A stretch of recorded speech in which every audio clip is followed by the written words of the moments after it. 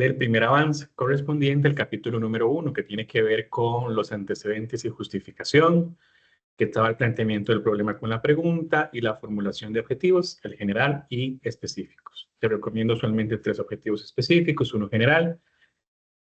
La justificación tiene que ver con toda la parte de la población que va a beneficiar, por qué es importante, relevante académica y científicamente el tema que ustedes están señalando, en qué aportaría el campo del conocimiento. Y los antecedentes son las investigaciones previas a las que ustedes realizan. Ustedes lo que hacen es un estado del conocimiento, sistematizan la literatura y la justificación presentan argumentos de tipo empírico y teóricos donde señalen justamente la importancia del trabajo. El planteamiento del problema es el problema de investigación. ¿Por qué es ese tema que ustedes plantean? ¿Cuál es el problema que ustedes desean dar una solución, que desean aportar el vacío, el conocimiento, etcétera? Y termina con una pregunta. Y los objetivos guían el trabajo, ¿verdad? Donde el objetivo general contempla los objetivos específicos.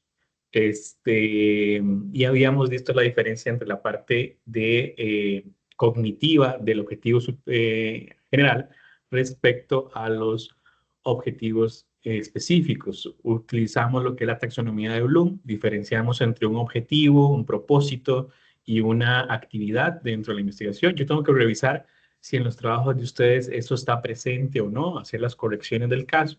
Yo les voy a hacer un video feedback del trabajo escrito para que ustedes hagan las correcciones en el caso de que sean necesarias. Y básicamente vamos por ahí. En este punto ya hicimos el capítulo número 1, ¿verdad? Ya hicimos la parte del capítulo introductorio y hoy iniciaríamos el capítulo número 2, que sería el tema del marco teórico. ¿De acuerdo? Básicamente esta es la estructura, la lógica que siguen la mayoría de trabajos de investigación, dependiendo del formato, si una tesis, una tesina, una monografía, un artículo científico, un capítulo de un libro o un libro, ¿verdad? Dependiendo del formato de salida, es decir, cómo voy a comunicar mi resultado de investigación, este proceso que es el diseño de investigación, capítulo 1, 2 y 3, el capítulo introductorio, el capítulo del marco teórico y el capítulo metodológico, siempre van a estar presentes indistintamente el formato de salida que tengan. Ahora, ¿cómo es el orden de los subapartados?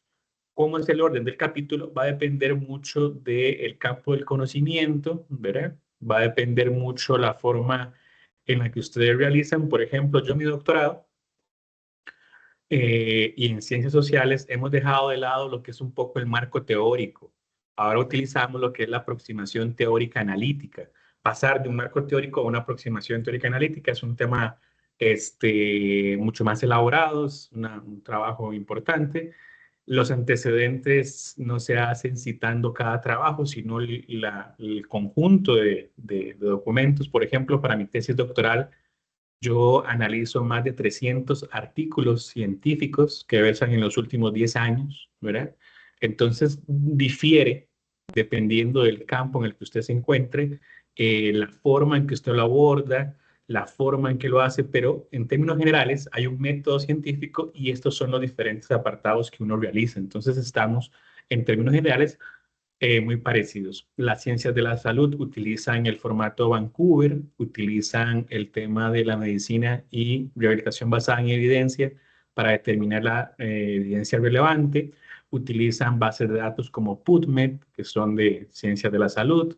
Nosotros en ciencias sociales utilizamos, por ejemplo, JSTOR, ProQuest, One Academic, que son bases de datos para ciencias sociales. En el área de ingeniería se utilizan otras bases de datos, ¿verdad? Y se utiliza otro tipo de formato porque no se quiere hacer una investigación de tipo tan teórica, sino más práctica, un proyecto como tal.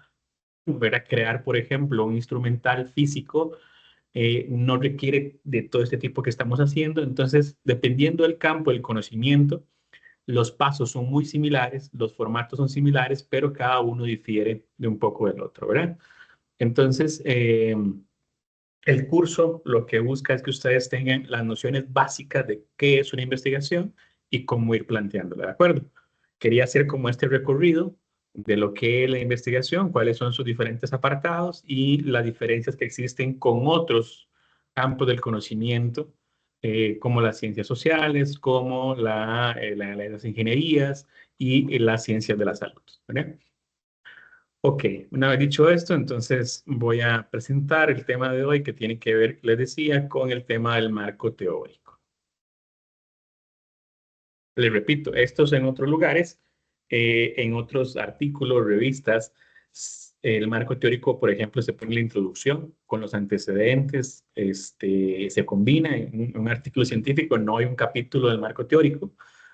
El marco teórico se utiliza para tesis, tesines y monografías, más no para artículos científicos, no para capítulos de libro. Eso más bien va en la parte introductoria. Entonces, vamos a aprender a hacerlo y entender que para nuestros propósitos esto iría en el capítulo número 2 y va a formar parte del segundo avance que tienen que hacer ustedes. La próxima semana, según calendario, ustedes tendrían que entregar el segundo avance que tiene que ver con el marco teórico. Entonces, vamos a ver de qué anda la cosa. Bueno, ¿alguien de mera casualidad sabe quién es esta persona? Así, ¿vale? Alguien así, pura casualidad o no tienen por qué saberlo. Ya les voy a explicar quién es y por qué está presente en la diapositiva. No. Bueno, ella es Janet Ravel. Y Janet Ravel tiene una particularidad que no viene el caso, pero simplemente de contexto. Fue la primera mujer médica de la Casa Blanca, cuando era la administración de John F. Kennedy. La Casa Blanca en Estados Unidos tiene su propio médico o médica. Janet Travel fue la primera mujer durante mucho tiempo. Fue la primera mujer en la segunda mitad del siglo XX. Esa es una particularidad de Janet Travel. Pero para lo que nos importa para la clase del día de hoy, es que Janet Travel fue la persona que propuso todo el marco teórico, todo el marco de entendimiento de lo que son los puntos de gatillo miofaciales. Entonces, si le debemos este, algo a ella, es toda la teoría que tiene que ver con los puntos de gatillo miofaciales. Antes de Janet Travel no se nominalizaba de esa forma, no habían estudios de esa línea, y ella por más de 10 años, 15 años, perdón, realizó sus estudios y sus publicaciones, sus artículos científicos derivaron en lo que hoy hablamos sobre puntos de gatillo miofaciales, ¿verdad? Entonces ella es la autora de este tema. Entonces el marco teórico tiene que ver justamente con esto, de entender, ¿verdad? Cuáles son los conceptos, la relación entre los mismos, las teorías que hay para aproximarnos a nuestro objeto de estudio. Entonces quería traer a colación a esta autora, ¿verdad? Es una médica que aportó muchísimo al campo de la salud y que otras disciplinas, como es el caso de la terapia física, todas las investigaciones que hizo Janet Travel actualmente se utilizan, ¿verdad? Para hablar de los puntos gatillo. Una particularidad que yo he notado muchas veces es que las y los estudiantes, igual docentes del área de terapia física, no prestan atención, por ejemplo, de dónde vienen los conceptos, ¿verdad? Si yo le pregunto a ustedes en este momento, ¿de dónde tomaron el concepto de ligamento cruzado anterior? Simplemente tal vez lo vieron en una diapositiva en una clase, un docente lo explicó, pero no tienen, por ejemplo, cómo ligar el tema del ligamento cruzado anterior con un autor o con un conjunto de autores, ¿verdad? Entonces ahí hay un problema porque en el tema de la citación, en cuanto al derecho de autoría, que ya vimos en clases pasadas, el tema de la citación y el plagio, ¿verdad? No estaríamos dando ese reconocimiento al trabajo intelectual de las personas, ¿verdad? Simplemente lo usamos como un concepto más, como si fuera propio de nosotros, cuando realmente esos conceptos que se utilizan pertenecen a una autoría, le pertenecen a alguien, ¿verdad? En cuanto al tema de los derechos materiales, intelectuales de ese trabajo, ¿verdad? entonces hay que hacer la citación correspondiente. Ligamento cruzado anterior, lesión por ligamento cruzado anterior, no es un concepto genérico, no es un concepto de patrimonio mundial, sino que obedece a un campo científico como es la terapia física y por lo tanto se produjo en un grupo de investigación, una persona investigadora, etcétera, etcétera, lo señaló. En este caso, Janet Travel, el gran trabajo fue sobre los puntos gatillo miofaciales, ¿verdad? Y este fue el gran aporte.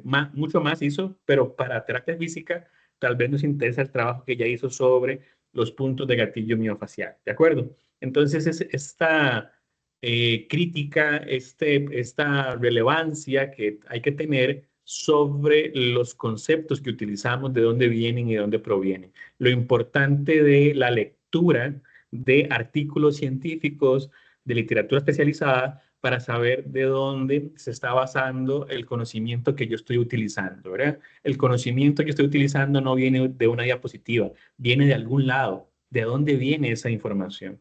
Es importante siempre hacer mención de dónde yo tomo esa discusión teórica para tener, ¿cómo se llama? Visibilizado el trabajo de las personas. Entonces, el marco teórico implica la revisión de literatura. Se supone que nosotros ya lo hicimos con el tema de los antecedentes, ¿verdad? Ya se revisó la literatura, se vio qué textos habían acerca del tema y ahora lo que hay que hacer es desarrollar una perspectiva teórica, ¿verdad? Y una perspectiva es justamente eso. Entonces, dependiendo del lado en que se vea, yo puedo distinguir un objeto u otro. Vamos a ver si el ejemplo me sale, pero cuando tengo este fondo difuminado difícilmente se puede ver. Vamos a ver si la cámara lo capta. Bueno, así. ¿Alguien me puede decir qué es el objeto que tengo en la mano?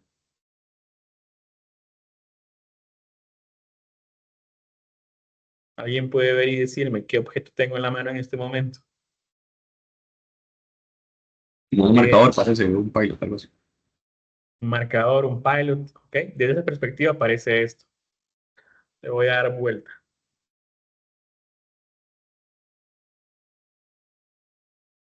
Una llave maya, profe.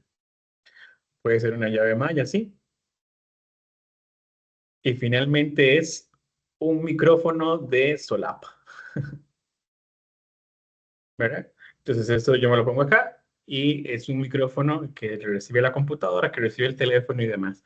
Entonces, dependiendo de la perspectiva, dependiendo del conocimiento previo que yo tenga, así puedo generar un conocimiento acerca de un tema. Entonces, si las personas saben poco o nada acerca de política internacional, de macroeconomía, de microeconomía, los comentarios que se hagan respecto a la situación política y económica de un país se basan en la opinión, porque no tienen ese conocimiento, ¿verdad?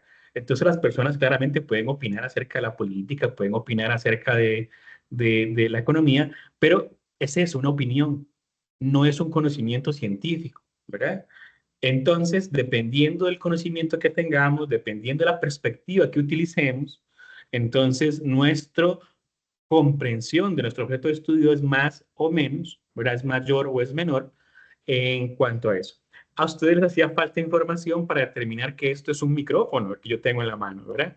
Con lo que ustedes estaban viendo, no podían identificarlo o tal vez no han utilizado un micrófono similar y por lo tanto ese conocimiento ustedes no lo tienen y no pudieron eh, homologarlo a decir que era un micrófono, sino que el conocimiento que ustedes tenían, parece una llave malla o un pendrive USB, dependiendo del país que estemos, se llama diferente, se le dice diferente. Entonces es eso, ¿no? La perspectiva, es decir, la forma en que se mire desde esta primera perspectiva, parecía que era un marcador, un pilot, ¿verdad? Y cuando le damos vuelta, cambió una perspectiva. Parecía más bien que era una llave malla, pero finalmente era un micrófono. Entonces, este ejemplo sencillo sirve para decir, ¿verdad? Que dependiendo del conocimiento previo que se tenga, dependiendo de la perspectiva que se utilice, el abordaje es distinto, ¿verdad? Por ejemplo, ante una artroscopía de rodilla, después de las 2 semanas, aplicada una artroscopía por una lesión de rodilla, pensemos en profesionales del deporte, de élite, ¿verdad? Tienen una lesión de rodilla, son sometidos a una intervención quirúrgica, se les aplica una artroscopía de rodilla y sucede que a las 2 semanas de haber aplicado esta artroscopía, las personas comienzan a sentir un gran dolor, ¿verdad? En la rodilla. Esto son los puntos de gatillo. Se genera un punto de gatillo, una tensión suficiente para generar un dolor relevante. A ese dolor que se genera se le ha llamado puntos gatillo miofaciales. Eso ocurre 2 semanas después de aplicar la artroscopía, según la literatura científica. Entonces, eh, podríamos hacer un abordaje fisioterapéutico más conservador o un abordaje fisioterapéutico más invasivo. Por ejemplo, podríamos utilizar una dosificación de ejercicios, un abordaje conservador, o podríamos utilizar uno más invasivo como es la punción seca, ¿verdad? Entonces, son dos abordajes distintos, son dos perspectivas distintas para atender un mismo objeto de estudio. Entonces, el marco teórico lo que consiste es que ustedes creen su propia perspectiva teórica, es decir, existe un conjunto de teorías, ¿verdad? Y ustedes van a utilizar la que se corresponda a comprender mejor el objeto de ustedes, ¿verdad? Entonces, pues vamos al ejemplo del micrófono. Entre más información tengan ustedes, entre más conocimiento tengan ustedes del objeto, lo pueden definir de una mejor forma. Entonces, el marco teórico sirve para eso, para que los variables, los conceptos que yo utilice queden lo suficientemente claros, ¿verdad? Yo les decía a los estudiantes que una vez yo di la primera clase en la Universidad de Santa Paula en el año 2013, septiembre de 2013. No, septiembre, no, perdón. Julio, agosto de 2013. Esa fue mi primera clase en la Universidad de Santa Paula, hace un par de añitos. Entonces, los chicos me decían que iban a hacer una investigación sobre ACV. Yo venía del área de las ciencias sociales, de la estadística, con mi información y demás, y yo, ¿qué es ACV? No sé qué es. Comencé a leer el texto y no quedaba tan claro qué era. Claramente ya sé que es un accidente cerebrovascular. Solo que estoy hablándoles de agosto de 2013, ¿verdad? Que estaba comenzando a dar clases en las ciencias de la salud. Mi expertise era en otro campo, siempre en docencia, siempre en investigación, pero no en el campo de la salud. Fue un reto para mí al principio, ¿verdad? Pero me pasó esto, ¿verdad? Que iban a hacer un estudio sobre ACV. Entonces, como yo no tenía esa jerga, no sabía de qué me estaban hablando para hacer la investigación. Entonces, en el marco teórico, tiene que venir definido qué van a entender las personas que están investigando por accidente cerebrovascular. ¿Cómo se define? ¿Cuáles son sus características? ¿Verdad? Entonces tienen que utilizar no su definición, sino utilizar investigaciones previas a libros, capítulos de libro que definan esas cosas. Entonces, en el marco teórico se requieren muchas citas, ¿verdad? Casi algunas textuales, otras parafraseo, pero que me comiencen a definir qué se entiende, por ejemplo, por accidente cerebrovascular, qué se entiende por terapia física, quién lo define, ¿verdad? Entonces es importante que todo eso esté. Y hay diferentes niveles teóricos. Unos son más abstractos que el otro. Entonces tenemos el nivel más abstracto, que es el paradigma, ¿verdad? Que lo que hace es orientar el proceso de selección del objeto de estudio, el problema, pero es muy, muy, muy amplio. Por ejemplo, está el paradigma, el humanista y el paradigma positivista, es decir, uno que se basa en los datos, otro que se basa más en la experiencia. Son dos grandes paradigmas del conocimiento humano, el positivista y el humanista. Por eso es un error decirle a una persona que es muy positivista, porque positivista es un paradigma filosófico, ¿verdad? Para el entendimiento de los objetos, de la naturaleza y de los humanos. Entonces ese nivel es muy abstracto y ahí no vamos a estar nosotros. El otro es la teoría general, ¿verdad? Que es un conjunto de proposiciones que están interrelacionadas, se utilizan para explicar grandes procesos y fenómenos, como por ejemplo la teoría general de la relatividad, que sirve para explicar, por ejemplo, la curvatura del espacio-tiempo, ¿verdad? Albert Einstein hablaba de que cuando los objetos son lanzados y generan una trayectoria curva, esto se debe a una propiedad de la masa y no del espacio. El espacio es curvo, ¿verdad? Entonces genera una trayectoria curva, no lineal, entre otros. Entonces es una explicación, ¿verdad? De cómo funciona el espacio, cómo funcionan los cuerpos celestes, cómo funciona la mecánica, cómo funciona, por ejemplo, toda la parte hídrica. Esas grandes explicaciones son teorías generales. En el marco teórico, ni este nos funciona. Ocupamos teorías sustantivas, ¿verdad? Esas teorías sustantivas son proposiciones teóricas específicas a la parte de la realidad social que queremos investigar. Por ejemplo, la teoría que haya sobre todo el tema de lesión del ligamento cruzado anterior o la teoría que tiene que ver con fractura de caderas, ¿verdad? No vamos a hablar de la parte anatómica, todo el cuerpo, sino de las teorías que nos hablen sobre la forma concreta, sustantiva, el tema que estamos trabajando. ¿De acuerdo? Eso es uno de los temas más importantes. ¿Cuáles son los objetivos del marco teórico? Los objetivos del marco teórico son tres.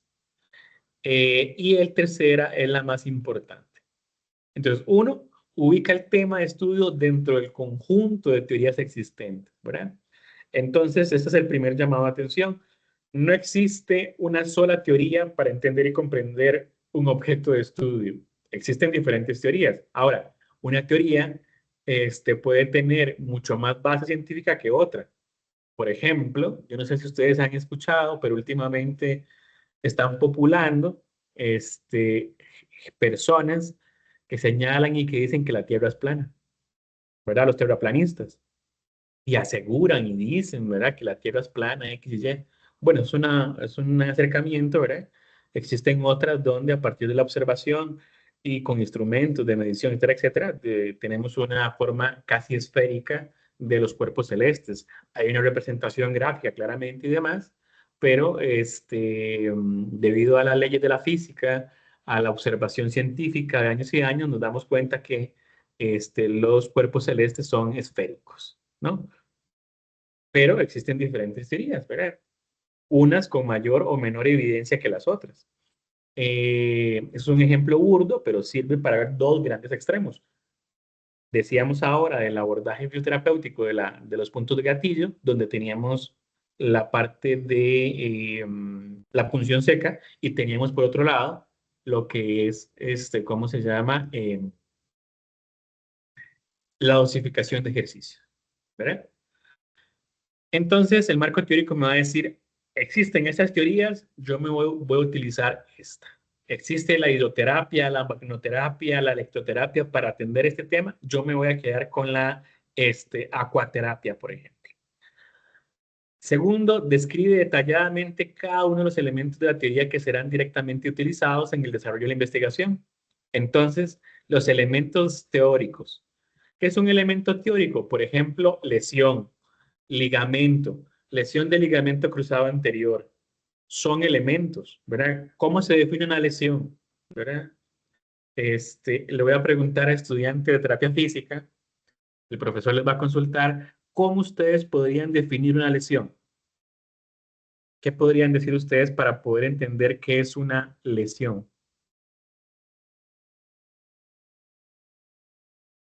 Bueno, lo principal es que hay dolor. Ajá, presencia de dolor. ¿Ok? ¿Qué más?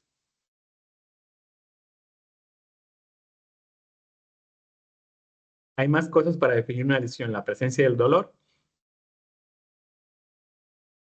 Que afecta la funcionalidad de lo que esté lesionado. Ajá, afecta la funcionalidad.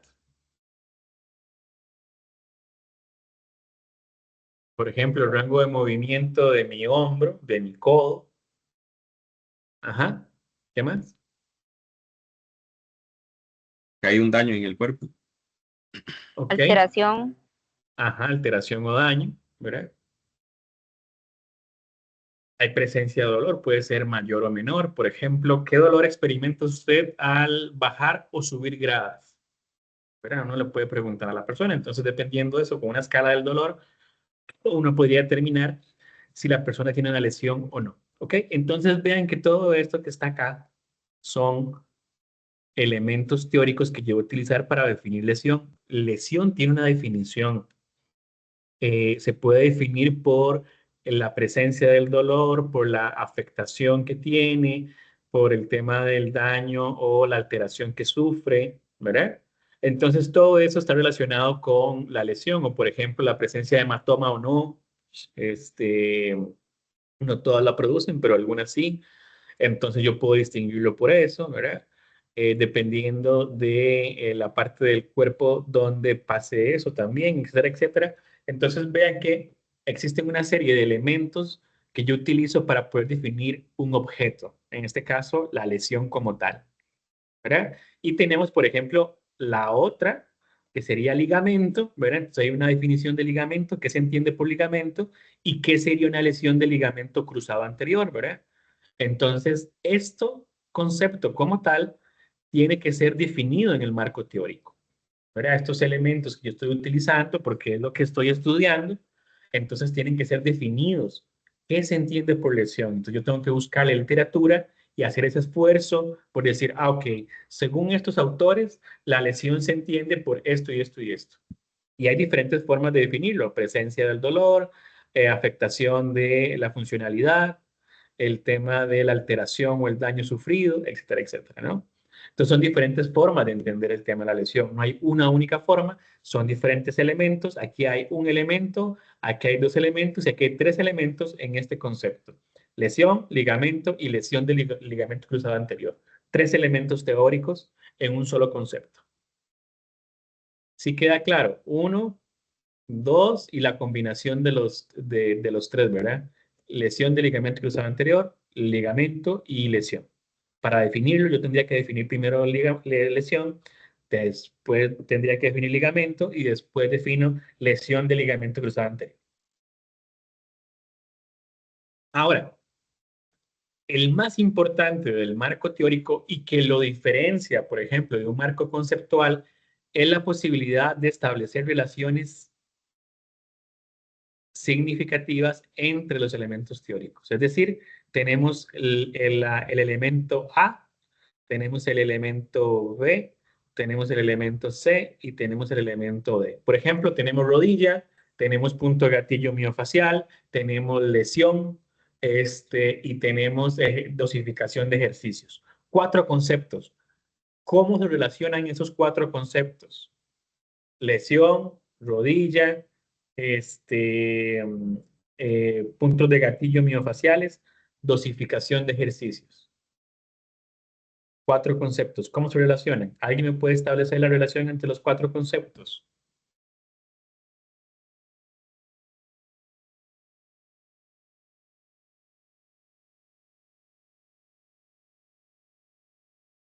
No es un quiz, no se están evaluando. ¿Qué podemos contestar sin miedo? Lesión, rodilla, punto de gatillo miofacial y dosificación de ejercicio.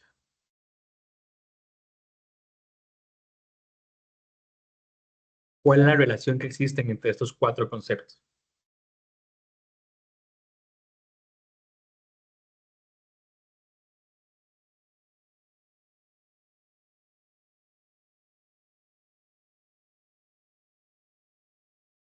No, ninguno. Ok. La lesión, la relación que existe es que la rodilla ante un evento puede sufrir una lesión, ¿verdad? Un evento puede ser un giro en el tema del deporte, puede ser un impacto de otro, por ejemplo, futbolista sobre otro jugador de rugby, por ejemplo, ¿verdad? Dependiendo de la velocidad, dependiendo de la masa de la persona y demás, el impacto que tenga, el trauma puede ser mayor o menor. Entonces la relación que hay entre lesión y rodilla es que ante un evento, ¿verdad? En este caso deportivo, se puede causar una lesión como tal en ese tema de la rodilla. Ahora, entre la rodilla y los puntos gatillo miofaciales, la relación que existe es que si es sometido a una artroscopía, como les decía ahora, semanas después presenta estos dolores que se llaman y se definen como puntos de gatillo miofaciales. Y para abordar estos puntos de gatillo miofaciales, lo que se hace es una dosificación de ejercicios. Son 4 conceptos que se relacionan en ese orden, ¿verdad? De eventos de sucesos. Primero está la rodilla, después está la lesión en la rodilla, hay una intervención quirúrgica, posteriormente los puntos de gatillo y viene la intervención del fisioterapeuta donde se puede hacer la dosificación de ejercicios, ¿no? Entonces el marco teórico lo que ocupa es establecer cómo se relacionan los conceptos, ¿verdad? Si A está relacionado con B o con C, ¿verdad? D relacionado con C o D relacionado con B, para situar un ejemplo nada más, ¿verdad? Entonces el marco teórico lo que va a hacer es eso. No es un diccionario. Entonces, por favor, no hagan un diccionario. Eso no es un marco teórico. He visto que en el trabajo ponen, por ejemplo, puntos gatillo, 2 puntos, y lo definen. Eso no es un marco teórico, eso es un marco conceptual, ¿verdad? El marco teórico es una discusión teórica de los diferentes abordajes, de las diferentes relaciones que existen en los conceptos. No son viñetas con conceptos y su definición. Eso es un marco conceptual. El marco teórico, de forma contraria, es la relación que exista entre los elementos. Se describe detalladamente qué elementos de la teoría estoy utilizando, en cuál teoría me estoy basando para poder decir eso, ¿verdad? ¿Cuáles son las diferentes teorías que existen para poder definir eso? Por ejemplo, ante el abordaje fisioterapéutico existe la dosificación, existe la punción seca, nosotros nos vamos a quedar con la dosificación de ejercicios. ¿Por qué?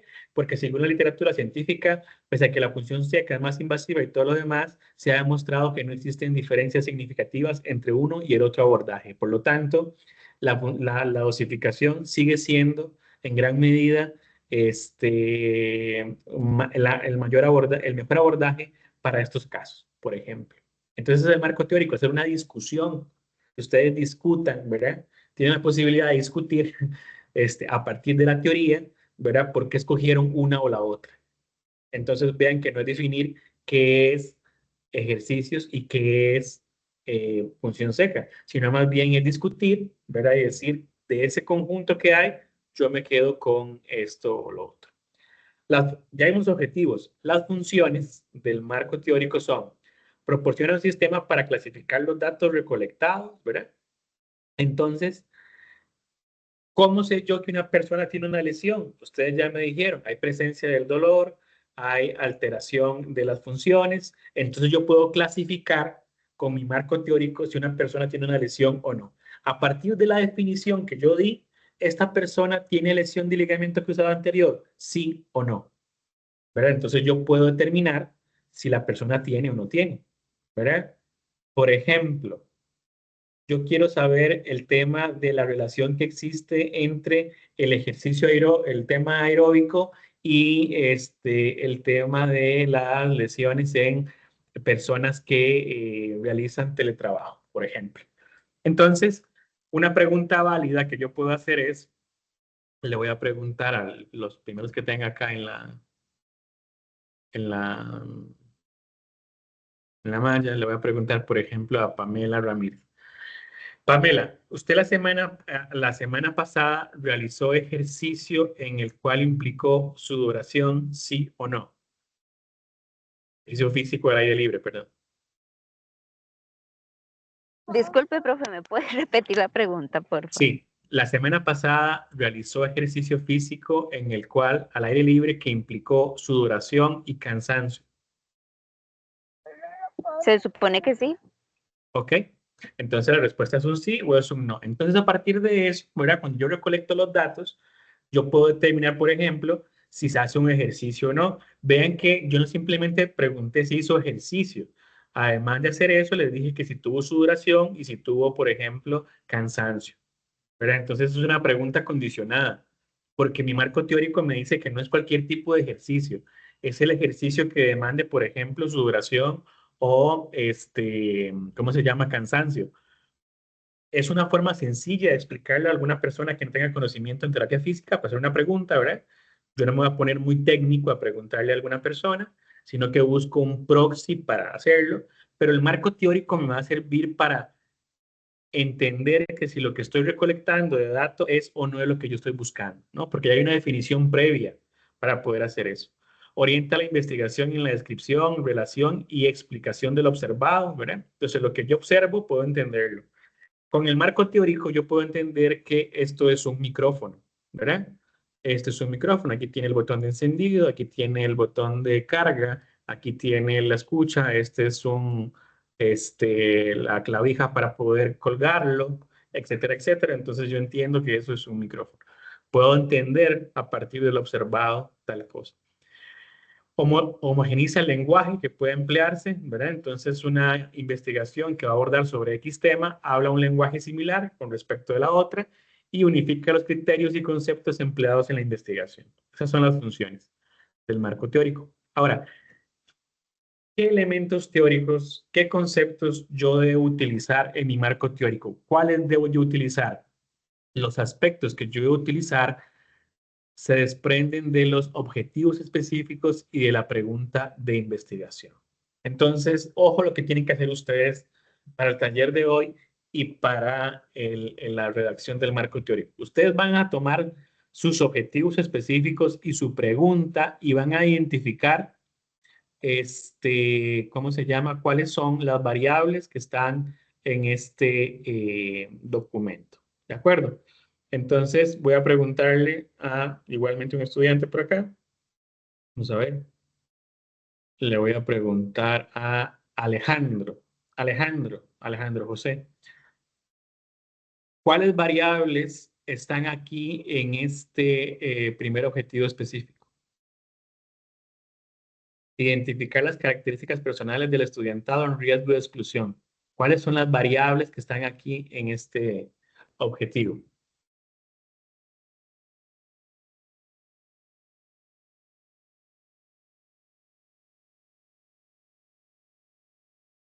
Alejandro, ¿está por ahí?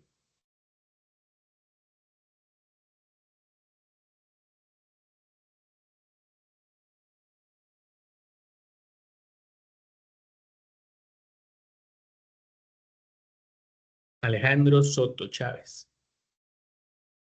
Sí, disculpa. Ujú. Hay que leer. Este es el primer objetivo específico de esta investigación. Puede identificar cuáles son las variables que están aquí en este objetivo.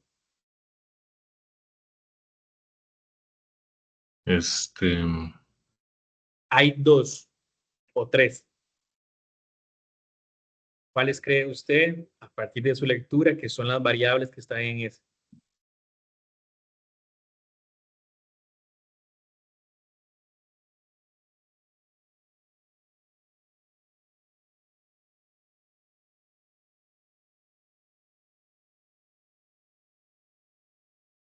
¿Qué es una variable? Una variable es una característica que puede tener una o 2 o más atributos. Entonces, por ejemplo, identificar es un verbo. Estudiantado es una población. Es una variable, es una característica de la población que puede tener más de 2 respuestas o más de 2 atributos. Entonces, dicho esto, si este de acá es un verbo y esto es una población, ¿cuáles serían entonces las variables? Características. Características personales. Es una variable, ¿sí? La otra variable, Riesgo. ajá, riesgo de exclusión. Entonces esa es la variable, características personales. Entonces yo tengo que tomar mis objetivos específicos y determinar cuáles son esas, ¿cómo se llama? Variables. ¿De acuerdo? Entonces la primera variable es características personales. Entonces, si yo quiero hablar de las características personales de un estudiante, puedo referirme a varias, ¿verdad? La idea es estudiar la exclusión estudiantil, es decir, el estudiante deje de asistir a las aulas, lo que se llama en algún momento deserción o abandono escolar. Eso es la exclusión estudiantil. Entonces, es un primer concepto, exclusión estudiantil. Se refiere a el acto en el cual un estudiante deja de asistir a la universidad, al colegio, ¿verdad? Y hay alguna razón por la cual lo está haciendo. El primer objetivo de investigación, ¿verdad? Busca entender las características personales para saber si es eso lo que determina o lo que se relaciona con que una persona deje de asistir a la universidad, ¿verdad? ¿Qué es una característica personal? Entonces, una característica personal es, por ejemplo, la autoestima, ¿verdad? Por ejemplo, imagínense ustedes en el primer, ¿cómo se llama? Cuatrimestre de la universidad y un docente los trata mal en público, es muy grosero y todo lo demás. Entonces la autoestima de la persona se puede ver afectada, ¿verdad? Tuvo una humillación en público y eso no le gustó a la persona estudiante y eso significó, por ejemplo, que él individualmente tomara la decisión de no asistir más a esa clase y eso le afectó el promedio y demás y no continuó. Entonces, una característica personal. Pero, por ejemplo, esa misma situación pudo provocar en otro estudiante que más bien le motivara a leer más, a estar atento, etcétera, etcétera, porque eso difiere entre persona y persona. Por eso es una característica personal, ¿verdad? O, por ejemplo, el tema de la afectividad, ¿verdad? Por ejemplo, si una persona está pasando un mal momento, ya sea por una situación familiar, personal, de pareja, etcétera, etcétera, y eso le puede afectar de tal forma emocionalmente que no tenga la capacidad para poder estar en clase, para poder hacer los trabajos y demás. Entonces, esa característica personal, ese evento por el cual está pasando la persona, implica, por ejemplo, que no puede hacer. Entonces, si yo busco una característica personal, puedo hablar del autoconcepto, la autoestima, la percepción del logro, actitudes hacia el estudio, la autoeficacia, la afectividad y la motivación. ¿Cómo sé yo, Anthony García, que para hablar de las características personales, para hablar de las características personales de un estudiante, tengo que abordar todos estos temas? ¿De dónde salió que si yo quiero hablar de características personales, tengo que hablar de todo esto? ¿De dónde creen ustedes que sale?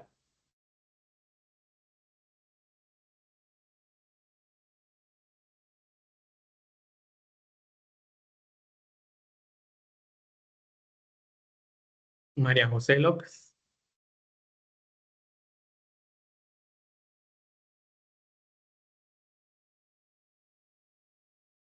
¿Está por ahí? Profe, yo diría que desde la bibliografía, todos los estudios que ya, bueno, todo lo que ya fue revisado. Exacto. Excelente respuesta. Viene de la bibliografía. Este conocimiento yo no lo tengo previo, no me vino a la mente, ¿verdad? Viene de la bibliografía. La bibliografía que yo consulto me dice que cuando quiero estudiar, por ejemplo, características personales, tengo que estudiar todos estos temas. Entonces, la literatura, todos los trabajos que yo investigué dicen eso. Entonces, es importante que ustedes sistematicen la literatura, conozcan los textos, lean la información para que ustedes puedan saber qué es lo que ustedes tienen que definir. Entonces, el ejercicio, repito, tomamos un primer objetivo, vemos cuál es la variable que está en el objetivo, ¿verdad? Ya habíamos visto variable dependiente, variable independiente, por eso les pregunté, no les estoy preguntando nada nuevo. Ya la semana antepasada que vimos la formulación de objetivos, habíamos definido que era una variable. Entonces, esta es una variable, característica personal. Entonces, ¿cómo yo sé cuáles son los temas? Porque la literatura especializada me va a decir sobre esto. Cambien características personales por abordajes fisioterapéuticos y ahí les va a venir cuáles son los abordajes fisioterapéuticos, ¿verdad? Esto es un ejemplo nada más.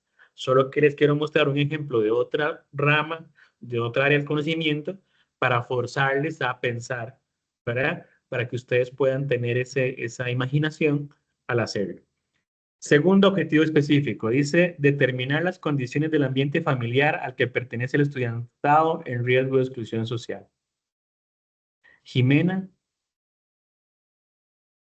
Naranjo, ¿usted me puede ayudar a identificar en este segundo objetivo cuál es la variable?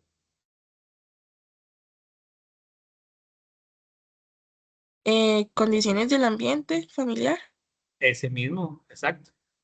Entonces, si yo deseo estudiar ya no las características personales, sino en el otro aspecto, quiero estudiar las condiciones del ambiente familiar, ojo acá, yo quiero estudiar por qué las personas estudiantes universitarias ya no van a la U, qué pasó con ellos. Entonces, primero investigo las características personales, si eso se relaciona o no con eso, ¿verdad? Por ejemplo, un evento familiar, el fallecimiento de un familiar, eso puede significar para una persona dejar de asistir a la universidad, ¿verdad? Para otra persona no, pero entonces es una característica personal. Lo otro es el ambiente familiar, ¿verdad? Las formas de comunicación. A mí me tocó una situación muy lamentable, ¿verdad? Donde estaba dando una clase y una chica estaba participando y ella estaba exponiendo y llegó el papá y comenzó a gritar y gritar y gritar de forma muy airada, ¿verdad? Le estaba gritando a ella. La estudiante apagó la cámara, se desconectó y no volvió a clases. Yo le tuve que escribir, le llamamos y demás, justamente por eso, por esa situación en la cual estaba viviendo. Entonces el ambiente familiar, claramente la forma de comunicación a través de gritos por parte del padre, no es la mejor forma, ¿verdad? Que usted puede tener un ambiente sano para estudiar. O, por ejemplo, las condiciones socioeconómicas, ¿verdad? Muchos y muchas estudiantes me han dicho, profe, es que yo trabajo y estudio, ¿verdad? Entonces, lamentablemente, tengo que salir un poco más antes de la clase o este horario me queda complejo por lo mismo. Profe, estoy en el trabajo, por favor, déjeme no encender la cámara, cosas como esas, ¿verdad? Entonces, las condiciones socioeconómicas son diferentes. Algunos estudiantes se dedican a tiempo completo a estudiar, otros trabajan y estudian, otros son madres solteras, otras, ¿cómo se llama? Viven en condiciones de bajos recursos y acceden a la universidad con un celular, no con una computadora. No por comodidad, es que no tienen computadora, por ejemplo, ¿verdad? Entonces, la experiencia de la educación difiere entre unos y otros.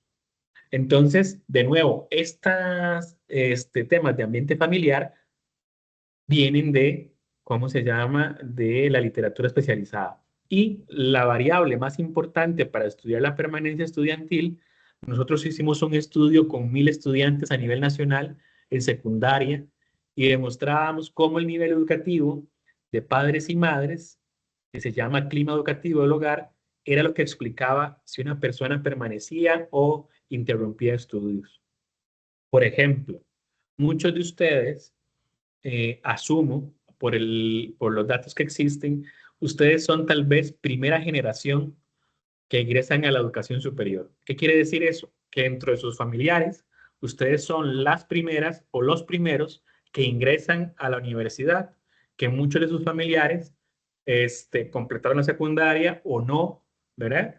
Y ustedes son la primera generación.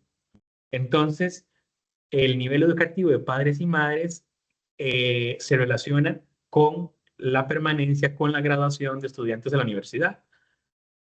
Por ejemplo, si mi papá y mi mamá fueron a la universidad, estudiaron un posgrado y demás, la probabilidad de que yo me gradúe es mucho más alta si yo soy primera generación. En las universidades públicas de Costa Rica, en el caso de, por ejemplo, la Universidad de Costa Rica, los estudiantes que sus padres tienen educación superior, ambos, versus aquellos que sus padres no tienen educación superior y tienen educación secundaria, los primeros, es decir, aquellos que sus papás tienen educación superior, tienen 15 veces más probabilidades de graduarse que aquellos que son primera generación. Así, el dato es súper crudo. 15 veces más probabilidades de graduarse. Entonces uno toma todos los datos y sigue a una cohorte completa a los 8000 estudiantes que se matriculan un año y usted los sigue por 10 años y se da cuenta que los que se gradúan son aquellos donde sus padres tenían altos niveles educativos. ¿Quiénes no se gradúan? ¿Quiénes no terminan? Aquellos en los que su hogar tiene condiciones desfavorables, pero que el nivel educativo es bajo. Entonces, esa es una condición relacionada con la asistencia o no a la universidad. El otro sería 3, distinguir aspectos del ámbito social escolar propios de los colegios técnico-profesionales ubicados fuera de la GAM. 1, características personales. 2, condiciones del ambiente familiar. Y 3, Vamos a ver.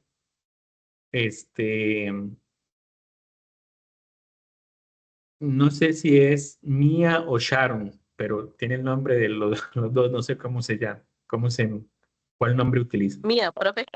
Mía, ok. Sí. Mía, en el tercero, ¿cuál sería la variable? Aspectos y ámbito social escolar.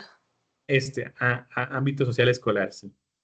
Esta es la variable. Porque varían con respecto a otro. Recuerden que la variable es que si yo tomo una persona, puede variar o no la respuesta. Entonces, el ámbito social escolar, ¿a qué se refiere? A las características del personal docente, ¿verdad? Por ejemplo, la preparación que tengan, el respeto que tengan para comunicarse con las y los estudiantes, la relación docente-estudiante, las normas de convivencia, el ambiente del salón de clases, ¿verdad? Yo no sé si ustedes vieron un video que circuló en TikTok, espero que nunca me pase, donde una chica estaba exponiendo y las demás compañeros le apagaron el micrófono y entonces comenzó a decir que en la boca de los tontos abunda la risa y no sé qué. No sé si lograron ver ese video. Incluso en una clase virtual, el ambiente de la clase estaba muy pesado, digamos. En esa clase, digamos, es difícil, no me imagino esa chica, ¿verdad? Y sus compañeros y demás, no estoy juzgando a la chica, sino el ambiente general, no es un ambiente propicio para dar clases, ¿verdad? Era un ambiente en el cual no estaba del todo bien. Entonces, si en la clase no hay un buen ambiente entre compañeros y compañeras, entre docentes y estudiantes, ¿verdad? Hay situaciones de violencia verbal, física y demás, eso puede afectar la permanencia de un estudiante o no. Entonces, así se hace el marco teórico. Yo tengo que identificar las diferentes variables que están en mis objetivos específicos y posterior a ello tengo que identificar qué aspectos debo estudiar para hacer esto. Y esto de acá es lo que va a ser mi marco teórico. Es lo que yo voy a tener que comenzar a definir para poder entender eso. ¿Qué se entiende por ámbito social escolar? ¿Qué se entiende por condiciones del ambiente familiar? ¿Qué se entiende por características personales? Y más importante aún, ¿cómo se relacionan esos tres conceptos? ¿Verdad? ¿Qué teorías voy a utilizar yo para entender eso? ¿Cuál trabajo voy a utilizar yo? ¿Cuáles trabajos de investigación voy a utilizar? ¿Voy a utilizar a Janel Travel para hablar sobre puntos de gatillo? Sí, puede ser una aproximación. ¿Ok? Entonces, eso es la forma como se extraen y cómo aspectos que yo estudio. Ahora les voy a mostrar una herramienta que podremos utilizar y que ustedes van a hacer para poder hacer el marco teórico. Voy a dejar de compartir un momento y les voy a mostrar lo siguiente. Nada más déjenme abrirlo por acá. Vamos a ver en la otra pantalla.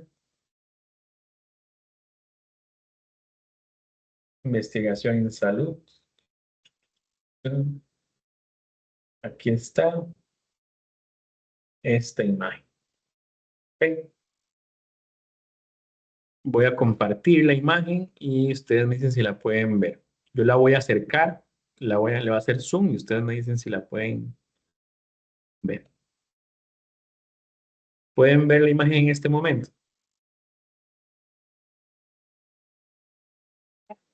Sí, señor. Se ve la imagen, pero pequeño. Ok, la estoy ampliando. Okay, entonces en este momento se supone que ya se ve bien, ¿no? La investigación era la que se estaba comentando sobre la punción seca y el tema de los puntos de gatillo. Entonces, tenemos un gran concepto que es la rodilla, tenemos la artroscopía de rodilla. Entre la artroscopía de rodilla y la rodilla, ¿qué hay? Una posible lesión. La rodilla antecede al evento como tal. O sea, la rodilla existe antes de que exista la lesión, ¿verdad? Entonces, hay un orden también de los conceptos. La rodilla va primero, posteriormente va la lesión. Ahora, cuando la persona se lesiona, decide someterse a una artroscopía de rodilla y la artroscopía de rodilla genera, por ejemplo, secuelas y rehabilitación. La artroscopía de rodilla, yo puedo hablar de los antecedentes, puedo hablar de la descripción, puedo hablar de indicaciones, de tipos que existen, ¿verdad? Y de la rodilla puedo hablar de la anatomía, puedo hablar de una descripción o puedo hablar de la biomecánica o la artrocinemática de la rodilla. ¿Verdad? ¿Ok? Entonces, las posibles secuelas de esto son los puntos de gatillo miofaciales. La rehabilitación es el tratamiento fisioterapéutico post-artroscopía de rodilla, con agentes físicos, con terapia manual o con ejercicio físico post-artroscopía de rodilla. 3 formas, ¿verdad?, que se pueden hacer para rehabilitación de la secuela que se obtuvo, que son los puntos de gatillo miofaciales. Puntos de gatillo: antecedentes, definición, características clínicas, criterios diagnósticos, estructura y función del músculo, etcétera, etcétera. Ahora, otra forma de hacer la rehabilitación es con punción seca. Entonces yo lo clasifico, veo la punción seca en el tratamiento, mecanismos de acción, efectividad terapéutica, y también puedo tener los ejercicios físicos y la punción seca como un complemento. Entonces, la tesis de esta persona era un abordaje para hacer una propuesta de complementaria entre el ejercicio físico y la punción seca en el abordaje de los puntos de gatillo miofaciales post artroscopía de rodilla. Entonces, si ustedes pueden hacer un mapa conceptual de su marco teórico con los diferentes conceptos: rodilla, artroscopía de rodilla, tratamientos fisioterapéuticos, puntos de gatillo, punción seca, como en este caso, ¿verdad? Y logran establecer las relaciones entre los elementos teóricos, ¿verdad? Esta es la parte más importante, establecer esas relaciones. Ustedes ya han logrado tener un marco teórico, ¿de acuerdo? Y les voy a mostrar, según los ejemplos que ustedes tienen en la sección de material de clase, hay una carpeta que se llama ejemplos, ¿verdad? Les voy a mostrar un archivo de Word donde no les voy a mostrar el archivo de Word, voy a mostrarles la pantalla mejor para que podamos ver las dos cosas tal vez al mismo tiempo. ¿Ok? Este es la investigación de esta persona. ¿Cómo se llama la investigación? Se llama, ya tal vez la hemos visto, beneficios del tratamiento de puntos de gatillo miofaciales con la técnica de punción seca en complemento al ejercicio físico en pacientes post-artroscopía de rodilla. Esta es la tesis de maestría de esta persona y vamos a ver lo que nos interesa en este momento, que sería el marco teórico respecto del mapa conceptual. Tenemos marco teórico: descripción anatómica de la rodilla.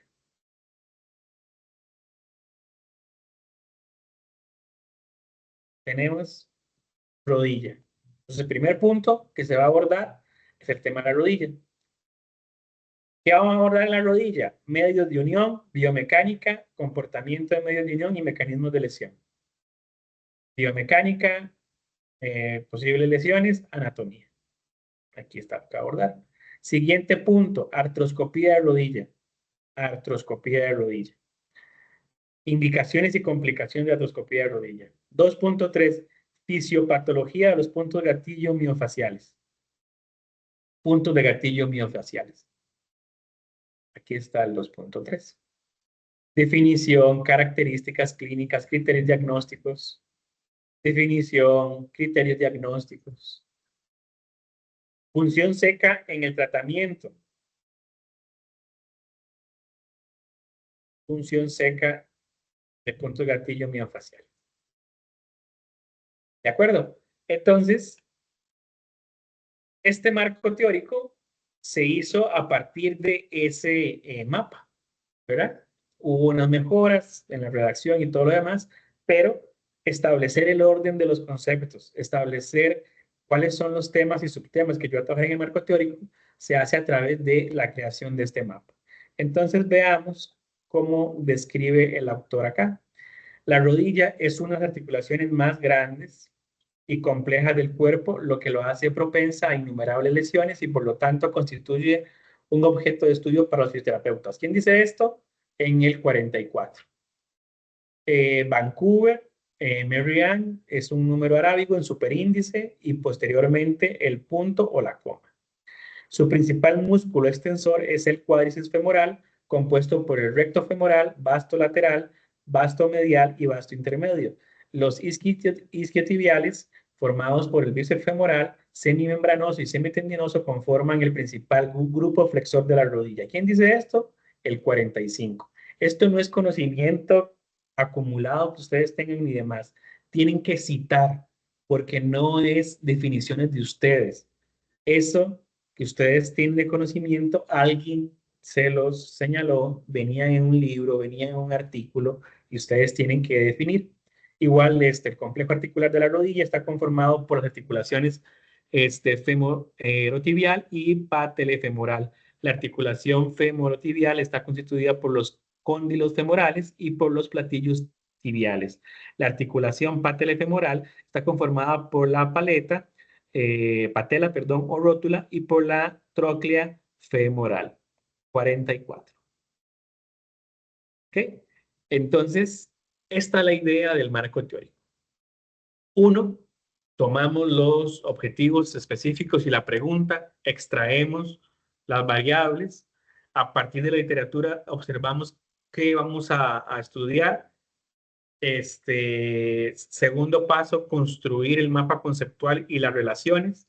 Cuando tengan el mapa ya bien hecho, ya pueden sentarse a redactar el documento. ¿De acuerdo? ¿Qué extensión tiene el marco teórico? Veámoslo según lo que establece la normativa institucional, es decir, lo que dice la universidad. Según lo que establece la universidad, aquí en equipos de investigación en salud, en la sección de archivos, materiales de clase, se llama la carpeta, ejemplo de trabajos, este fue el que acaba de enseñarles, tesis formato final V2. Ahí viene como un ejemplo para que ustedes vean cómo se redacta. Pero en material de clase, donde dice normativa de investigación, el instructivo 023, que es el de trabajo final de graduación, nos dice en la página número 6 toda esta información en cuanto al aspecto que se requieren. Por ejemplo, el capítulo introductorio que ustedes ya hicieron son 5 páginas y tienen un mínimo de 10 referencias. Eso es lo que pide la universidad, de 5 a 8 páginas. El capítulo del marco teórico, mínimo 10 páginas y mínimo 10 referencias. Máximo 20 páginas. ¿De acuerdo? Entonces, lo que van a hacer ustedes, según lo que pide la universidad, son un número de 10 páginas con un mínimo de 10 referencias y citas bibliográficas. ¿De acuerdo? Eso es lo que ustedes van a tener que hacer para el trabajo. Para poder hacer eso, antes van a tener que hacer la extracción de las variables, de los objetivos y la pregunta, hacer el mapa, y ya cuando lo tengan listo, pueden proceder. El mapa es el taller del día de hoy. Recuerden que en cada una de estas clases hacemos un taller, y el taller del día de hoy es hacer el mapa. ¿Dudas, preguntas? Creo que es el segundo avance, se agregaba el mismo documento, ¿verdad? El que enviamos la semana pasada. Sí, efectivamente, ya se lo voy a preguntar, Esteban. Ok. En el segundo avance es crear el marco teórico, esas 10 páginas, agregarle a las 5 que ustedes ya tenían y una sola sección de referencias, ¿verdad? Entonces van a tener 15 referencias como mínimo. Perdón, 20, 10 del capítulo introductorio y 10 del marco teórico. Entonces yo reviso las referencias, tienen que haber mínimo 20, pueden ser más, pero mínimo tienen que ser 20, 10 del capítulo introductorio, antecedentes, justificación, planteamiento del problema, preguntas y objetivos, y ahora vamos a ver el marco teórico. ¿De acuerdo? ¿Cuándo se debe presentar según ¿cómo se llama? El programa del curso. Veamos. Según programa del curso, eso debería estar presentado. Vamos a ver si está funcionando el trabajo de clase. Ahora antes de la clase no me funcionó. No cargó. No está cargando. Pero aquí en la sección de general, la sección de archivos, está el programa del curso aquí en materiales de clase. Entonces, según lo que dice el programa del curso, vamos a ver, en el cronograma, perdón. Hoy estamos 29 de octubre. Hoy es marco teórico, elaboración de un marco teórico, mapa conceptual para el taller. Esto es muy importante, que aquí nos dice qué es lo que hay que hacer en cada uno de los talleres, ¿verdad? Entregables para los talleres. Y para la próxima semana, entonces en semana 10, que es 5 de noviembre, es la segunda sección de correcciones.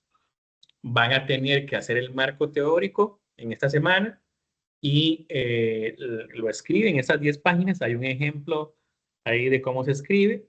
Ya vimos cómo hacerlo. Hoy van a hacer el mapa conceptual y para la próxima semana hacen una presentación y el trabajo escrito de este segundo documento, este segundo avance, perdón, que es el marco teórico. ¿De acuerdo? Entonces, la próxima semana ustedes vienen y me exponen el trabajo del marco teórico.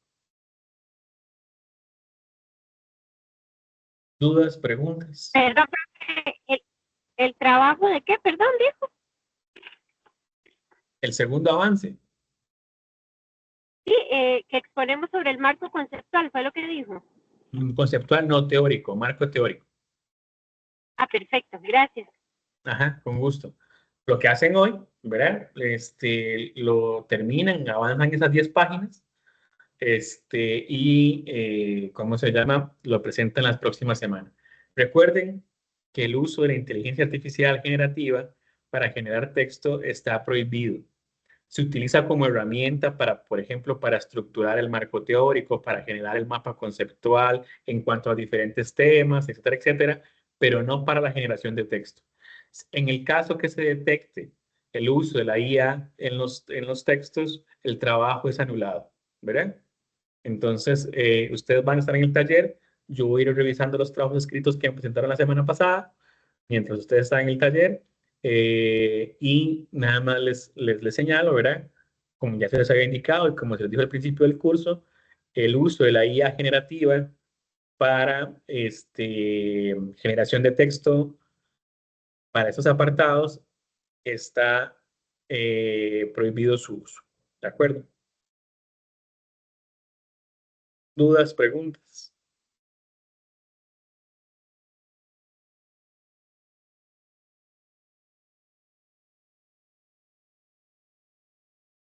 ¿No? Ok. Si no hay dudas, preguntas, voy a habilitar las salas y ustedes comienzan a hacer el mapa conceptual, que es el taller del día de hoy.